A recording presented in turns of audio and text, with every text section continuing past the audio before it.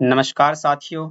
आज के वीडियो हम बात करने वाले हैं कि यूडाइस प्लस स्टूडेंट मॉड्यूल पर जीपीईपीएफपी को अपडेट कैसे करते हैं। तो जीपीईपीएफपी को अपडेट करने के लिए हमें किसी भी ब्राउज़र को ओपन करना होगा। ओपन करने के बाद हमें यहाँ लिखना है यूडाइस प्लस।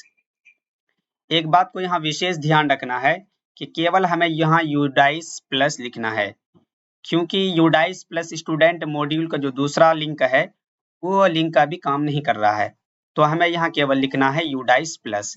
यूडाइस प्लस लिखने के बाद हमारा जो पहला लिंक आएगा यूडाइस प्लस, इस पर क्लिक करेंगे। उसके बाद लॉगिन फॉर ऑल मॉड्यूल्स पे क्लिक करेंगे। उसके बाद आप जिस राज्य से भी बिलोंग करते हैं वो अपना राज्य यहाँ सेलेक्ट करेंगे। उसके बाद गो कर देंगे। गो करने के बाद हमारा यहाँ तीनों मॉड्यूल ओपन हो जाएगा। Profile and facility module, teacher module, student module. अभी हम लोग जो बात कर रहे हैं स्टूडेंट मॉड्यूल पर, तो हम स्टूडेंट मॉड्यूल को लॉगिन करेंगे। लॉगिन करने के बाद हमारा इस तरह का डैशबोर्ड खुलेगा। यहाँ पे अपना यूजर आईडी फिलअप करेंगे, अपना पासवर्ड फिलअप करेंगे, कैप्चा फिलअप करेंगे। यूजर आईडी की जगह आपका विद्यालय का जो डाइस कोड होगा उसको फिलअप कर देंगे।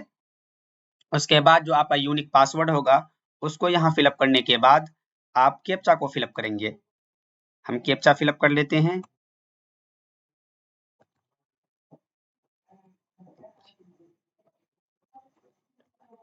उसके बाद लॉगिन कर देंगे। लॉगिन करने के बाद हमारा इस तरह का डैशबोर्ड खुलेगा। अभी हम लोग ईयर 25-26 ये रेड वाला पे हम क्लिक करेंगे।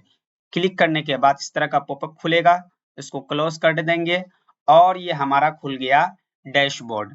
लेकिन जीपीईपी करने से पहले एक बात को विशेष ध्यान रखेंगे कि हमारा जो करेंट ईयर का जो स्टूडेंट प्रोग्रेशन क्लास प्रमोशन है वो अपडेट है या नहीं, क्योंकि क्लास प्रमोशन जब अपडेट होगा तभी उसके बाद जीपीईपी आपका हो पाएगा।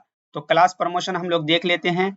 तो ये देखने के लिए हम लोग आएंगे स्टूडेंट मूवमेंट एंड प्रोग्रेशन। उसके बाद यहाँ 3-4 ऑप्शन खुलेगा, तो हम लोग क्लिक करेंगे प्रोग्रेशन एक्टिविटी में। प्रोग्रेशन एक्टिविटी में क्लिक करने के बाद सबसे पहले प्रोग्रेशन मॉड्यूल में जाके क्लास वाइज हम फाइनलाइज कर देंगे। क्लास वाइज फाइनलाइज करने के बाद हम यहाँ आ जाएंगे फाइनलाइज प्रोग्रेशन में। फाइनलाइज प्रोग्रेशन में देखिए हमारा फाइनलाइज्ड है और ये फाइनलाइज 12 तारीख को हो चुका है। उसके बाद हम आ जाएंगे स्कूल डैशबोर्ड में। स्कूल डैशबोर्ड में हमारा इस तरह का डैशबोर्ड दिखेगा। ये क्लियर देखने के लिए हम यहाँ पे क्लिक कर देंगे व्यू सेक्शन वाइज। ये देखिए हमारा क्लियर दिख रहा है। वर्ग 1 में ब्लैंक है, इसलिए कि वर्ग 1 का बच्चा वर्ग 2 में, वर्ग 2 का बच्चा वर्ग 3 में प्रमोट हो चुका है। तो वर्ग 1 का बच्चा वर्ग 2 में गया, वर्ग 2 का बच्चा वर्ग 3 में गया, तो वर्ग 1 खाली हो गया। तो वर्ग 2 से ऊपर जहां तक भी है आपका वहां तक हमें जीपीईपीएफपी करना है। जीपीईपीएफपी अपडेट करने के लिए हम व्यू मैनेज पे क्लिक करेंगे। व्यू मैनेज पे क्लिक करने के बाद ये हमारा इस तरह का डैशबोर्ड खुलेगा। ये देखिए दोस्तों, हमारा जीपीईपीएफपी इस वर्ग का कंप्लीट है, लेकिन जो कंप्लीट डेटा है वो अपडेट नहीं है। हम दूसरा वर्ग यहाँ से सिलेक्ट कर लेते हैं और ये देखिए दोस्तों, जीपीईपीएफपी हमारा रेड है। रेड का तात्पर्य ये हुआ कि अपडेट नहीं है। जब ये अपडेट हो जाएगा तो ग्रीन हो जाएगा। सबसे पहले हम जीपी करेंगे। जीपी का तात्पर्य ये हुआ, GP means general profile, EP means enrolment profile, FP means facility profile. GP पे क्लिक करके ये हमारा इस तरह का डैशबोर्ड खुलेगा। इसमें जो भी कॉलम है सबको भर लेंगे। अगर कुछ संशोधन करना है उसको संशोधन कर लेंगे। एक बात विशेष ध्यान रखना है, संशोधन उसी समय हो पाएगा जब आपका अपार आईडी नहीं बना हुआ होगा। अगर इस बच्चे का अपार आईडी बन चुका है तो इसमें किसी प्रकार का संशोधन नहीं होगा। फिर संशोधन करने के लिए आपका जो कार्यालय है बीआरसी, उससे संपर्क करना होगा। ये सभी कॉलम को फिलअप करने के बाद हम आ जाएंगे ब्लड ग्रुप हम फिलअप कर लेते हैं। ब्लड ग्रुप जो भी है वो भर लीजिए। अगर आपको पता नहीं है तो अंडर इन्वेस्टिगेशन सिलेक्ट कर लीजिए। उसके बाद इसको हम कर लेते हैं सेव। ये हो गया हमारा सक्सेसफुल। उसके बाद हम करेंगे नेक्स्ट ईपी पे। ये ईपी का सभी कॉलम है, इसको फिलअप करने के बाद इसको हम कर लेंगे सेव। ईपी भी हमारा सक्सेसफुल हो गया। उसके बाद हम कर देंगे नेक्स्ट। ये हो गया हमारा एफपी, फैसिलिटी प्रोफाइल, यानी बच्चे को सरकार की तरफ से जो भी फैसिलिटी दिया जाता है वो सारी फैसिलिटीज यहाँ दिया हुआ है। आपके बच्चे को, आपके विद्यालय के बच्चे को जो जो भी फैसिलिटीज दिया जाता है उस पर यस या नो करके दिखाना है।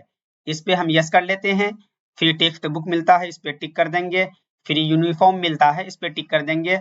उसके बाद ये सब नो रहेगा, ये भी नो रहेगा, ये भी नो रहेगा, ये भी नो रहेगा, ये भी नो रहेगा, ये कॉलम भी नो रहेगा। ये देख लीजिए आप अपने अनुसार। वो बच्चा अगर जिस कॉलम के अनुसार अगर यस में आएगा तो आप यस करेंगे, अगर नो में आता है तो नो करेंगे। यहाँ बच्चे का जो भी हाइट होगा वो आप हाइट अपने अनुसार सिलेक्ट कर लेंगे। उस बच्चे का जो भी वेट होगा वेट सिलेक्ट कर लेंगे। उसके बाद इसको कर देंगे सेव। ये हमारा हो गया सक्सेसफुल। उसके बाद करेंगे नेक्स्ट। नेक्स्ट करने के बाद सबसे नीचे में आएंगे। उसके बाद करेंगे इसको कंप्लीट डेटा। कंप्लीट डेटा हमारा हो गया, ओके करेंगे। ओके करने के बाद ये हो गया हमारा डेटा कंप्लीटेशन इज कंप्लीट। हमारा एक बच्चे का डेटा हो गया कंप्लीट। आइए देख लेते हैं एक बच्चे का अभी जो ईपी जीपी एफपी किए हैं ये कंप्लीट हुआ या नहीं। ये देखिए अभी एक बच्चे का जीपी ईपी एफपी किया, ये ग्रीन हो गया। और जो सभी बच्चे का जीपी ईपी अपडेट नहीं हुआ है वो इस तरह का रेड दिखेगा और एंट्री स्टेटस में उसका कंप्लीट दिखेगा। बहुत बहुत शुक्रिया दोस्तों हमारे वीडियो में यहाँ तक बने रहने के लिए। और इन्फॉर्मेटिव वीडियो प्राप्त करने के लिए हमारे चैनल को सब्सक्राइब करें, लाइक करें, शेयर करें। धन्यवाद।